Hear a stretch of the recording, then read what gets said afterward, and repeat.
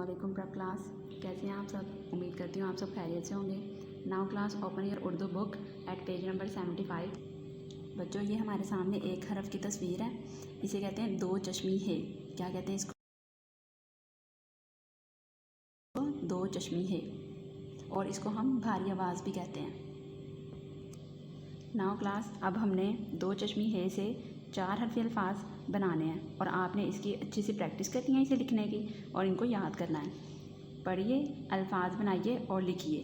बच्चों, अब देखें ये भारी आवाज़ है, सही है। अब जब ये हरूफ तहज्जी से मिल जाती है तो इसे हमने ऐसे नहीं रीड आउट करना कि बे है और अलिफ बस, बल्कि इसे हमने पढ़ना है कि इन दोनों को एक दफ़ा ही रीड आउट कर लेना है एंड देन ये, ठीक है। बे अलिफ भा लाम वालू भालू, ठीक है। इसे हमने यहाँ राइट कर देना है। बे अलिफ भा लाम वालू भालू, ठीक है। उसके बाद है बे अलिफ भा हमज़ा छोटी है ई भाई। बच्चों, ये जो इसके ऊपर है ये हमज़ा है, ठीक है।